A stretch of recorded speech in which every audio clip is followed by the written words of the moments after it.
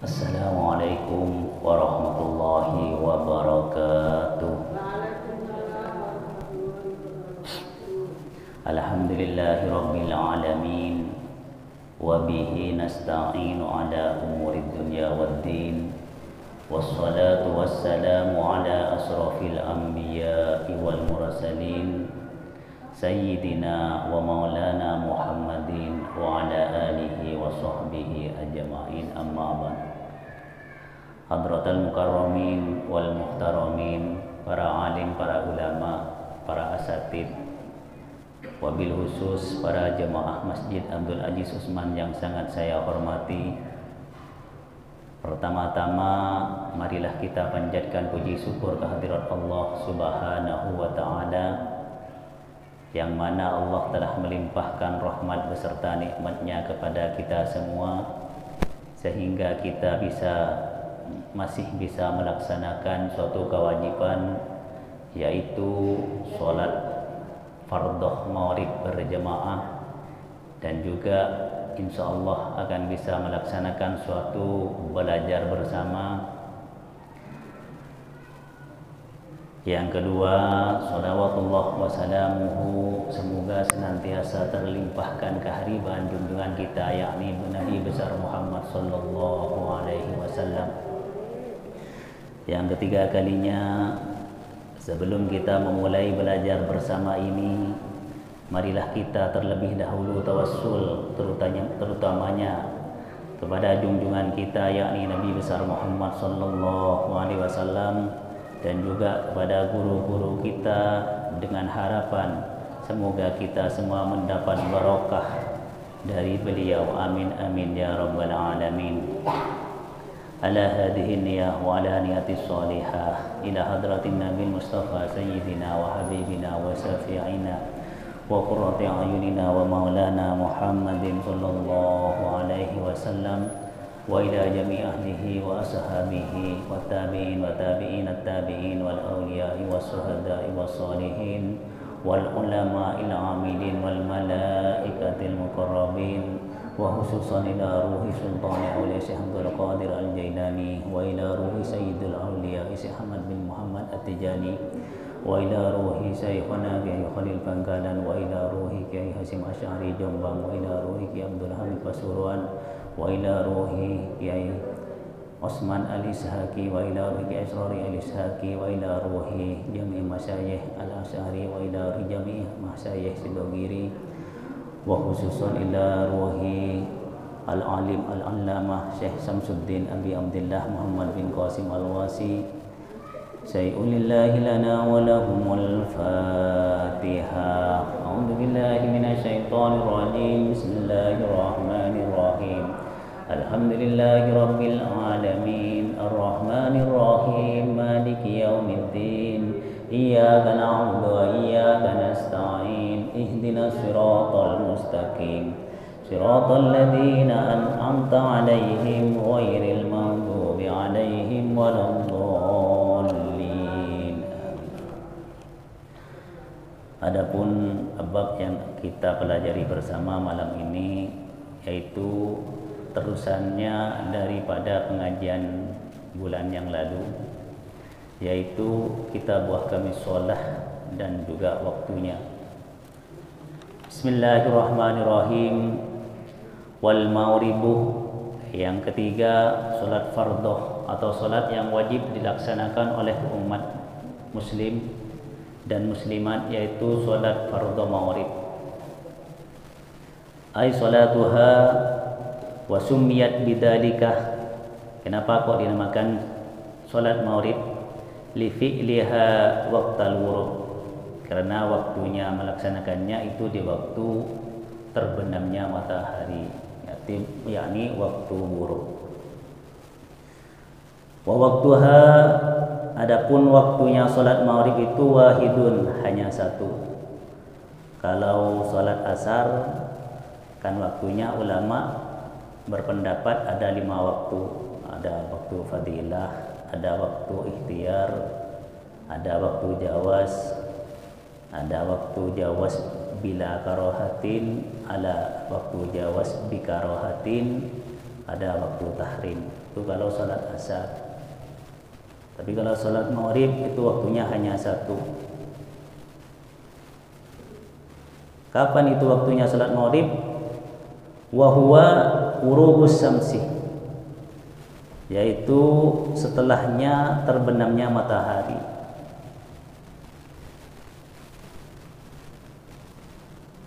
Dan ulama dalam hal penentuan waktu sholat maghrib ini berbeda pendapat.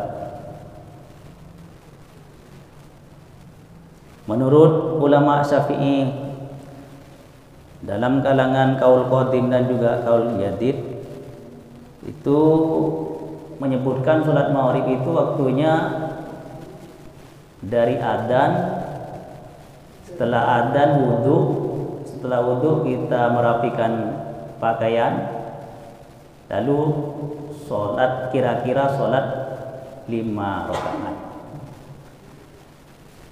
Hanya itu. Makanya dalam kalangan Syafi'iyin itu sholat sunat sebelum maghrib banyak yang menganggap tidak sunat, karena waktunya memang kebanyakan ulama memvonis seperti itu.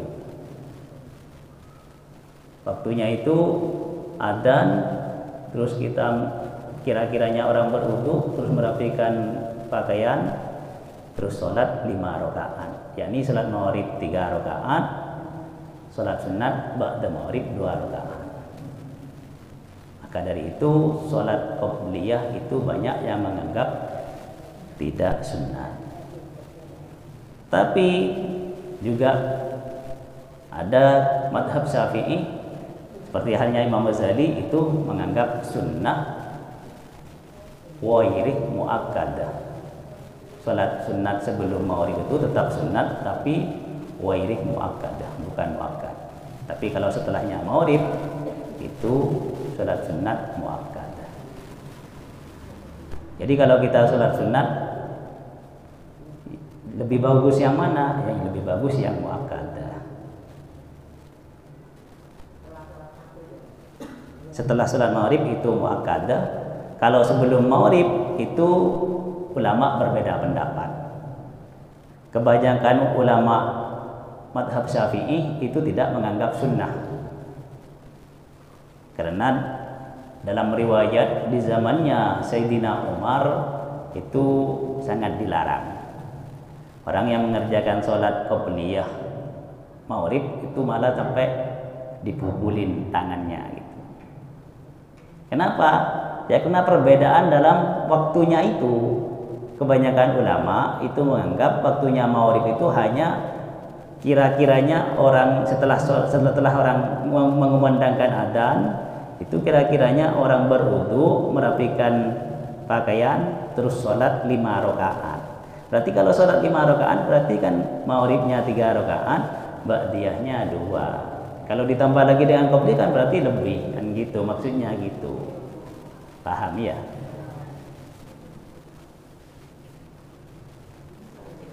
Warajahun Nawawi anna waqtaha yamtaddu ila mu'ibis safakil ahmar.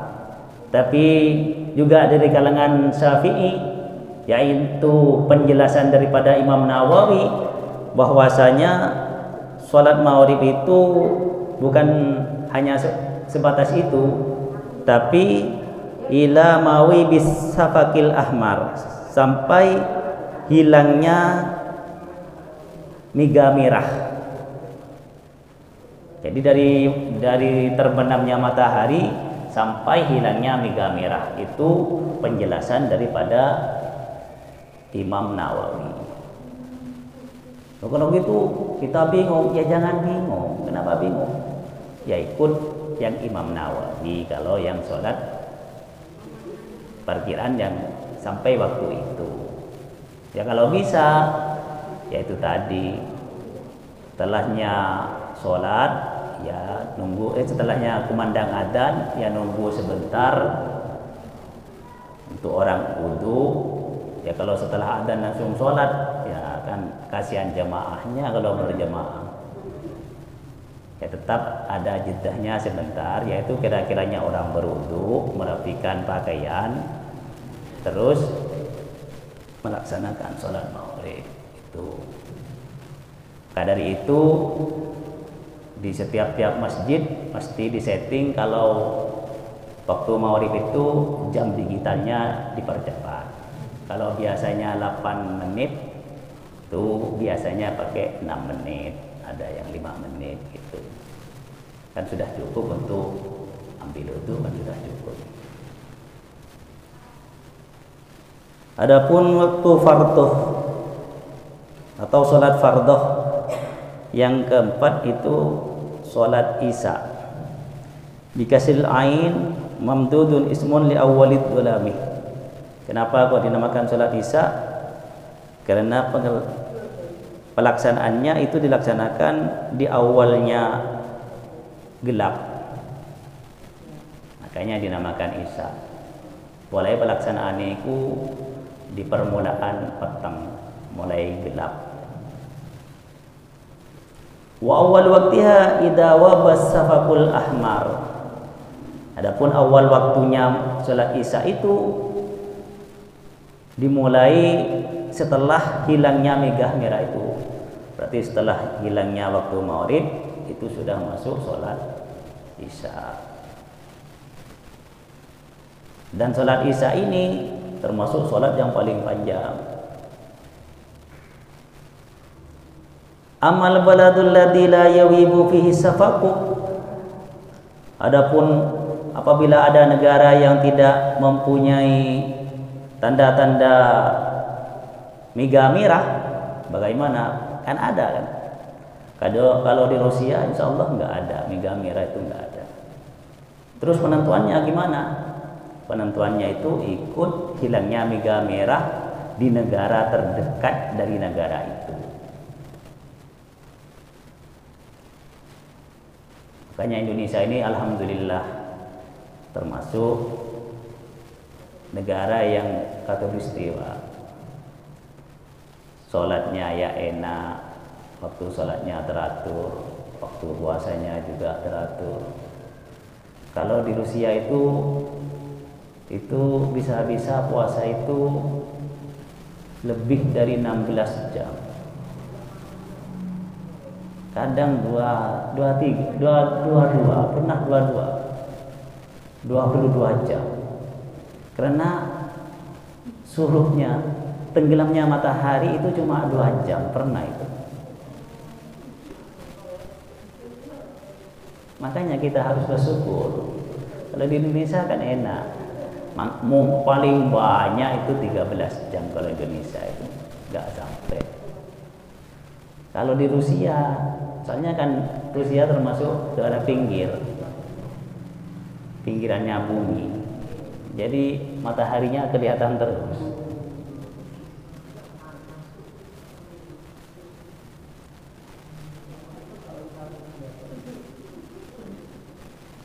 Dan ulama juga dalam hal penentuan waktunya sholat isya itu berpendapat ada 2 waktu. Yang pertama yaitu waktu fadilah. Waktu fadilah itu ya mulai awal waktu sampai dengan waktu ikhtiar, habisnya waktu ikhtiar. Kapan itu? Sepertiganya malam. Yakni mulai hilangnya mega merah sampai terbitnya fajar kadib. Jangan salah, fajar kadib bukan fajar sodik. Itu waktu fadilah. Yang dimaksud fajar kadib ya apa? Fajar kadib itu fajar yang lurus, penampakannya lurus, itu fajar kadib. Nah, fajar kadib sampai dengan munculnya fajar sodik. Dan bagi orang yang sekiranya bisa bangun di waktu sepertiganya malam itu, maka yang paling diutamakan adalah, ini khusus untuk sholat isya ya, itu diutamakan untuk sholat di sepertiganya malam tersebut. Malah Rasulullah itu pernah bersabda, andai saja tidak menyulitkan umatku, maka aku perintahkan sholat isya itu di pertiganya malam.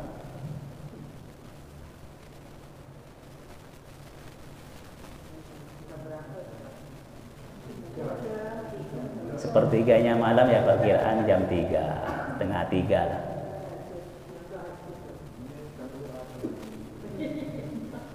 Ya kalau bisa itu yang setengah 3, terus ya kalau sholat qobliyah, isya, ba'diyah, tahajud, hajat, witir, terus sak subuh. Kalau mau sholat tasbih nggak cukup kalau setengah 3 itu kalau sekarang. Kalau mau sholat tasbih itu ya harus dimulai jam 2 paling enggak, setengah 2. Soalnya kalau mungkin agak cepat ya. Imsak masih boleh kalau cuma witir gitu itu. Bahkan meskipun sholat isya boleh, cuma sudah tidak mendapatkan fadilah.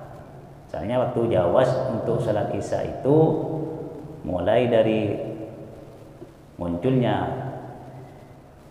fajar kadib sampai munculnya fajar shodiq. Ya kalau kita mau menyempurnakan sholat kita, yaitu tadi setidaknya jam 2 kalau mau tasbih.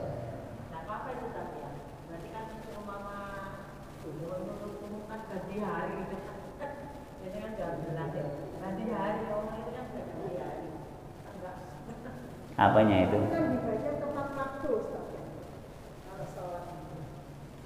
Lah makanya kan Rasulullah sudah, saya katakan tadi, Rasulullah itu sudah bersabda menyatakan kepada kita semua, andai saja tidak memberatkan pada umatku, maka akan aku perintahkan sholat isya itu di sepertiganya malam. Kenapa?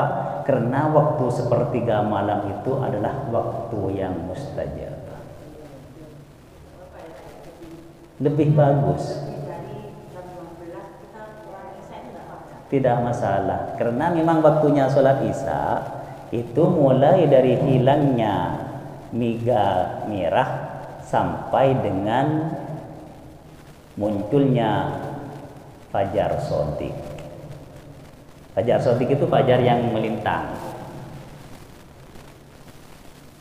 Tapi saya sendiri jarang lihat fajar karena sudah berpedoman sama jam.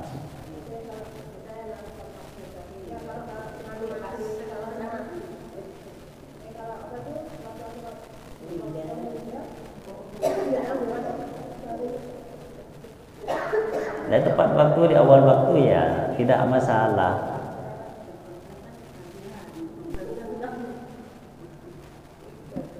Dan masalah ganti hari indahnya itu kan cuma hari yang berganti, tapi waktu untuk sholat itu masih ditetapkan.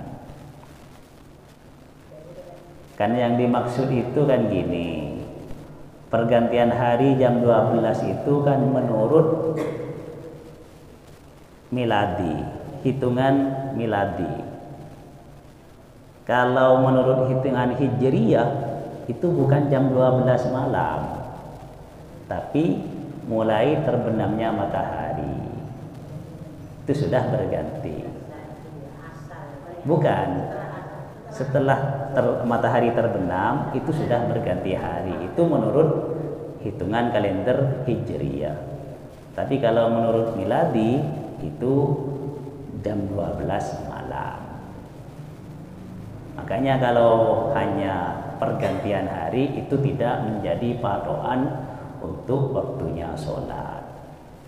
Yang jadi patokan sholat ya ini tadi, kalau isya mulai setelah hilangnya miga merah sampai dengan munculnya fajar shodiq. Tapi waktu isya itu dibagi dua, yaitu waktu fadilah, Waktu fadilah itu mulai awal waktu sampai dengan akhir waktu ikhtiar, yakni sampai dengan munculnya fajar kadib. Jangan salah tafsir fajar kadib yang dimaksud. Kalau setelah fajar kadib itu waktu jawaz, boleh, tapi sudah tidak mendapatkan fadilah. Kalau bagi orang, ini cuma anjuran ini, bagi orang yang sekiranya bangun di jam 2:30 atau jam 2, lebih baik sholat isya itu dikerjakan di jam tersebut, karena jam-jam sepertiga malam itu adalah waktu mustajab. Kalau umpamanya khawatir, lebih baik dikerjakan di awal waktu. Tapi kalau kita bangun, ya usahakan bangun kita mengerjakan sholat tahajud, sholat malam, dan diteruskan dengan bermunajat kepada Allah. Karena memang waktunya munajat jam 1/3 malam itu tadi. Itu waktu yang betul untuk kita bermunajat kepada Allah. Kita cuma jaluk rezeki do, jam loro cuma ring di baju rezeki do. Betulnya kita ini kalau kita mau berpikir dengan secara jernih, kita ini malu kalau minta rezeki sama Allah itu, karena rezekinya Allah, rahmatnya Allah sudah banyak sekali yang telah diberikan kepada kita. Termasuk diantaranya kita bisa melaksanakan sholat, ini sudah termasuk rahmat.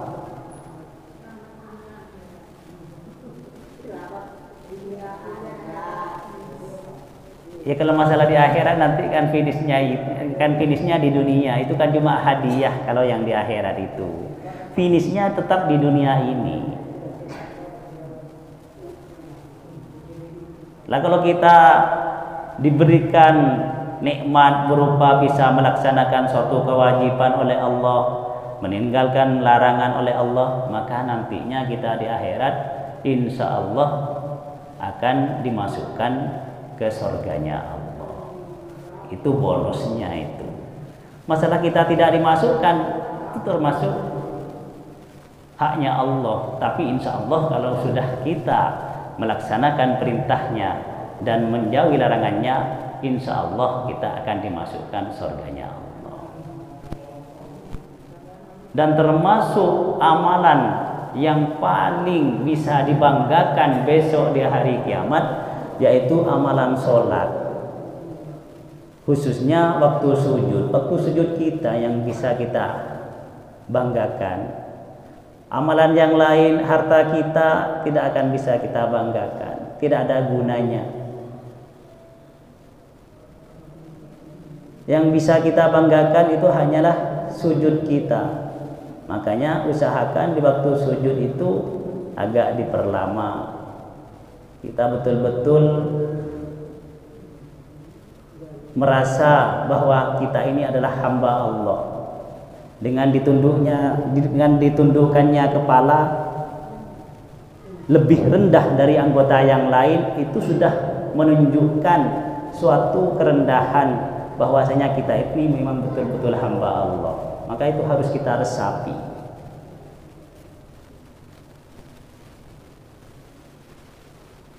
Terutamanya di akhir rakaat itu dianjurkan untuk lebih diperbanyak bacaan tasbihnya.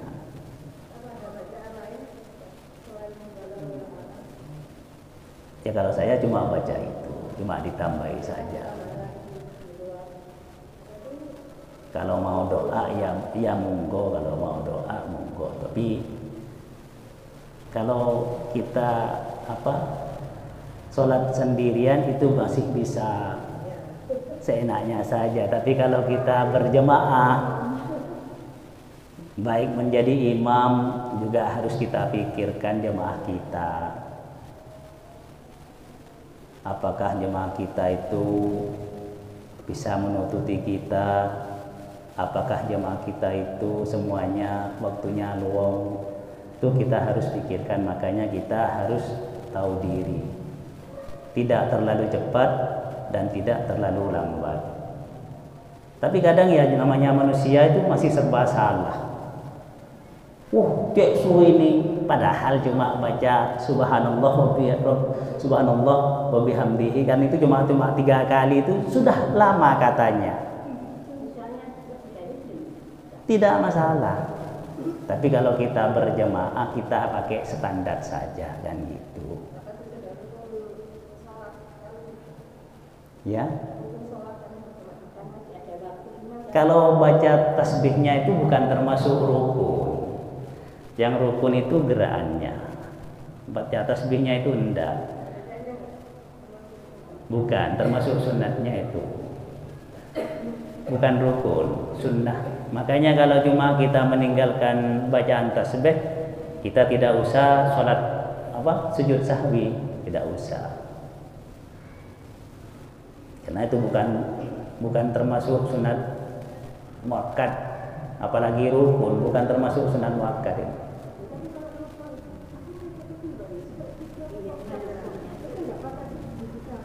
Ya, lupa rakaat bukan sujud sahwi. Kita harus ambil yang paling yakin. Oh ini aku leviro itu 2 atau 4. Berarti yang yakin kan 3. Kita harus tambah lagi 1 kalau sholat isya. Kalau sholat maghrib, kalau loro kok ini. Berarti kita harus nambah 1 lagi. Kita anggap itu cuma 2. Meskipun itu sudah 3. Oh kalau gitu umpamanya kita berjemaah, imamnya seperti itu, makmum apakah boleh ikut? Tidak boleh. Umpamanya sholat maghrib sudah 3 rakaat, imamnya lupa, kok 3 rakaat masih berdiri lagi, boleh apa enggak? Kalau kita sudah yakin 3 rakaat tidak boleh, kita harus firaq daripada imam. Ya. Nah ya 5 kali sholat asar 5 kali. Kita yakin. Kalau saya yakin tetap duduk. Lah ya. Yang nanggung imam itu dalam segi Fatihah bagi makmum masbuk. Seperti halnya contohnya gini. Imam sudah takbiratul ihram. Kita baru wudu, masuk masjid kita takbiratul ihram. Setelah kita takbiratul ihram, kok imam sudah ruku, maka kita juga harus ikut ruku. Fatihahnya itu ditanggung imam. Berarti kita sudah juga dapat 1 rakaat. Bukan semuanya ditanggung imam, bukan. Kalau salah yang lain itu kan bukan kesalahan daripada imam, bukan. Atau gini lah, kalau bagi orang yang kurang fasih, kurang bisa membaca Fatihah kan gitu, waktu baca Fatihah kan kurang fasih, imam fasih, maka Fatihahnya makmum itu ditanggung oleh imam. Makanya lebih baik-baiknya sholat fardhu itu sholat berjemaah. Dan bagi yang kurang fasih, sebaiknya tidak menjadi imam. Karena kalau menurut syariat, terutama ketentuan yang ada di Fathul Mu'in, bagi orang yang tidak fasih itu tidak boleh. Kalau sampai ketidakfasihannya itu merubah daripada makna Fatihah tersebut. Bukan kalau kita sudah salah terus ditanggung imam semua, bukan. Misalnya gini, lah itu kan bukan kesalahan makmum juga. Kan gini, imamnya yakin itu ragu kan, apa 4 apa 5. Itu kan imamnya saja yang ragu. Kalau sampean tidak ragu, enggak ini sudah 4. Ya kita harus tahiyat, jangan ikut imam yang salah. Kalau imam salah, jangan diikutin. Kalau imamnya salah diikutin, ya ikut salah semua nanti. Lah kalau kecuali kita juga ragu, kalau kita juga ragu, Yo itu yo pokoknya yo doa, yo di foto-foto ragu. Tapi kalau sudah yakin kita harus firo. Bukan di sholat fardu saja, di sholat sunat pun juga seperti itu. Kayak terawih kemarin terus terang saya sendiri juga, tapi saya ragu itu. Saya makanya ikut berdiri, soalnya saya ragu. Apalagi orang ragu. Setelah salam ada yang bilang itu 3. Kok kak ngomong subhanallah ket mama? Lali aku ya. Yo kok. Ya. Lah iya, itu kan gini, praktek yang kemarin itu yang belakangnya juga ragu. Yang belakangnya lagi agak yakin cuma masih ada keraguan. Akhirnya setelah sholat rundingan, iya betul 3 Pak iku sing ya insyaallah iku dimaafkan oleh Allah ning ngono iku. Terus kalau saya khawatir dimaafkan ning ngono iku. Tapi kalau memang betul-betul yakin, jangan ikut. Kita harus firaq daripada imam. Seperti halnya kita bermakmum sama imam. Kok kita lihat pakaian imam itu ada najisnya? Ya kita harus firaq. Kalau kita memang betul-betul tahu, betul-betul yakin bahwasanya pakaian imam itu mengandung najis, ada najisnya maksudnya. Sama halnya dengan itu. Kalau kita bermakmum kepada orang yang salah, ya kita salah. Makanya kita harus betul-betul bisa memilih imam kita, terutamanya dalam sholat. Meskipun dalam hal yang lain ya juga seperti itu.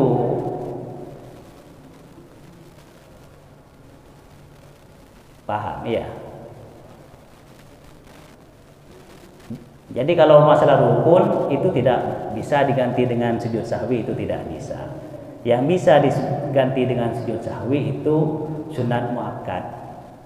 Seperti halnya doa iftitah, itu ada yang mengatakan sunat muakkad itu kalau tidak membaca lupa gitu. Soalnya kalau sholat kadang kan kita langsung Allahu Akbar. Itu menurut sebagian ulama kalau sudah baca Bismillahirrahmanirrahim itu sudah tidak disunatkan lagi baca doa iftitah. Atau kunut menurut mazhab Syafi'iyah itu sunat muakkad, yaitu sunat yang sangat dianjurkan. Itu juga kalau kita lupa berkunut diganti dengan sujud sahwi. Itu.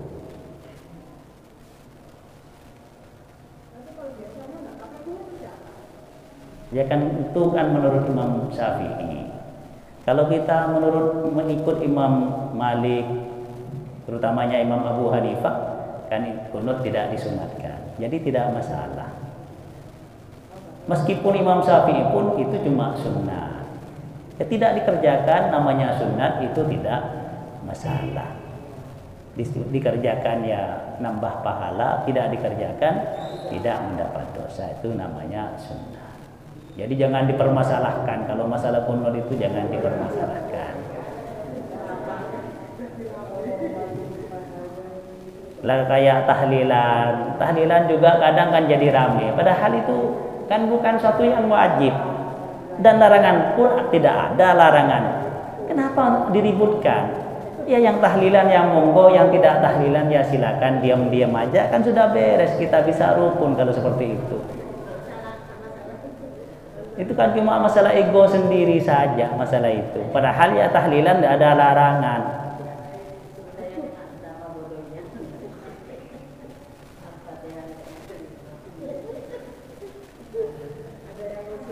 Ya.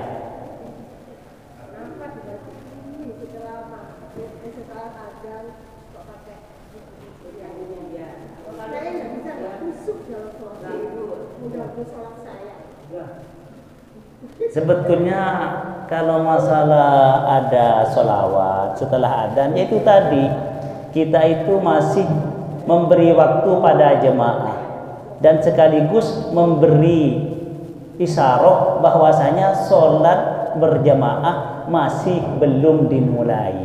Jadi bagi orang yang mau berjemaah itu masih bisa sempurna kan gitu. Kalau kita diem aja, terutama nggak ada komat, kan nggak tahu orang ini sudah sholat apa enggak, kan ragu orang yang dari luar. Itu intinya daripada sholawat atau sing disebut puji-pujian iku mau. Itu gunanya seperti itu. Kalau masalah kehusuan itu, sebetulnya khusyuk itu bukan masalah itu. Kalau kita betul-betul lillahi ta'ala, seperti contohnya Sayyidina Umar waktu ditusuk oleh Abu Lu'lu', itu waktu sholat dia tidak terasa, itu namanya khusyuk. Setelah sholat, ini kok saya berdarah, itu sudah tembus, ternyata tombak tembus. Setelah itu sahabat yang lain mau mencabutnya, Sayyidina Umar gak kuat. Jangan dulu, saya sholat dulu. Dia sholat lagi, dicabut tidak terasa. Itu namanya khusyuk. Kalau cuma ono arek cilik jerit, wah dikira nah dicenengi kita bersosial mesti aja ada. Itu namanya cuma dia masih belum bisa khusyuk. Jangan menyalahkan orang lain. Usahalah dirinya itu bisa khusyuk. Ya apa caranya? Gampang. Kalau menyalahkan orang lain selamanya tidak akan bisa ketemu. Kalau kita mau khusyuk, itu caranya sudah dikasih cara sama ulama. Yang pertama, kita harus bisa merasakan bahwa kita menghadap Allah, seakan-akan kita melihat Allah, kan gitu. Kalau kita mau khusyuk. Kalau cara itu tidak bisa, maka pakai cara yang kedua, seakan-akan kita betul-betul dilihat oleh Allah. Ya sudah, itu saja. Jadi Allahu Akbar, itu hati kita difokuskan bahwasanya kita betul-betul menghadap Allah. Karena inti dari sholat itu memang menghadap Allah. Yo nyambe ngurumono omongan atau suara-suara yang lain, ya berarti yo kak niat fokus sakingan, ini saking sholat ya terganggu kan ngono. Harus berusaha diri sendiri, makanya ya kita namanya makhluk sosial. Wah, bising aku nih ngono, ya sholat sing kapan sing gak bising. Puji-pujian aku bising, ya sholat mari nih puji-pujian, wis mari bereskan. Ojo nyelan ngomong sing puji-pujian. Wong sing puji-pujian itu cuma memberi tanda bahwasanya sholat jamaah akan segera dimulai dan masih belum dimulai. Masih menunggu jamaah. Tujuannya apa? Biar ada kekompakan di lingkungan kita, terutamanya warga Muslim, kan gitu.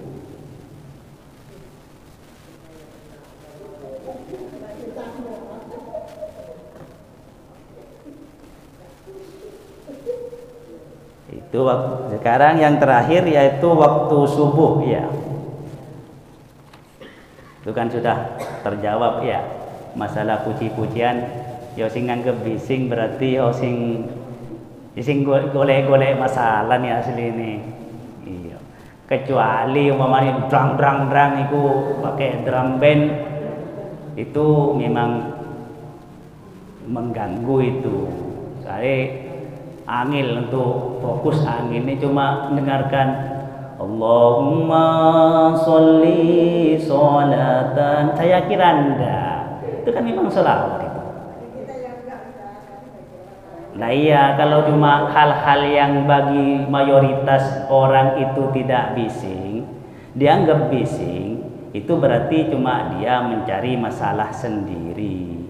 Kecuali kalau memang kayak drum band itu kan bagi semua orang kan bising, itu sudah wajar bising namanya, atau merecontoar gitu, itu kan semua orang menganggap itu bising kan, itu sudah memang bising. Tapi kalau bukan mayoritas orang yang menganggap, hanya apalagi segelintir orang, yaitu namanya cuma mencari masalah saja. Ya gak usah dihiraukan kalau seperti itu. Malah kita doakan aja agar cepat-cepat mendapat hidayah, agar dia bisa khusyuk lagi kan gitu.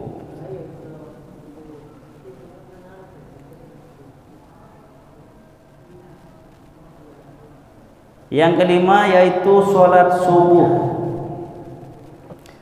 Adapun waktunya sholat subuh yaitu mulai terbitnya fajar shadiq sampai dengan terbitnya matahari. Adapun sholat subuh itu waktunya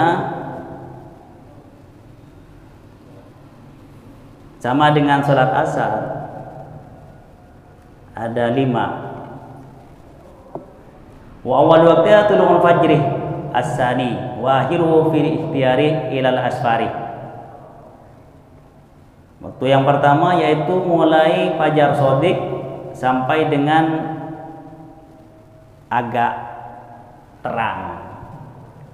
Bumi ini agak terang, itu waktu yang pertama, itu waktu yang afdol. Wa huwa idhaun, ya terang itu tadi.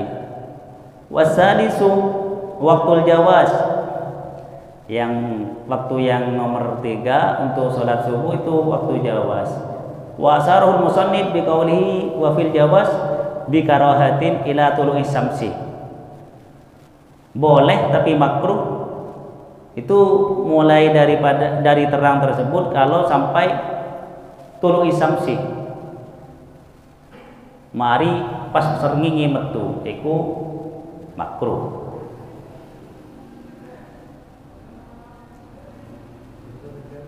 Waktu jawaz bila karahatin ila tulu'il humrati, yaitu mulai waktu padang kan wis padang iku sampai kemirah-mirahan, sebelah timur kemirah-mirahan iku jawaz bila karahatin, tidak makruh. Waktu haram iku gak kamur oleh sarokaat srengenge wis muncul, iku haram, tapi tetap harus sholat. Paham ya? Ini sama halnya dengan waktu asar, waktu ya.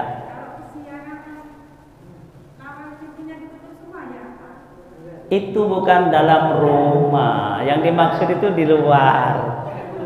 Itu saya pernah dengar cerita masalah itu masalah orang puasa itu matahari sudah terbit, oh ini cek gak ketone terbit ditutupi, ya itu kan tidak boleh tetap. Maksudnya ini ahmar ini waktu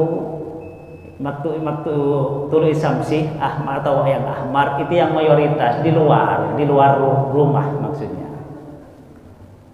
Yo masih yo jam 12 nih ditutup kabeh yo pancet petang ya. Ya ini karena waktunya sudah habis. Semoga apa yang kita pelajari ini bermanfaat. Al-Fatihah.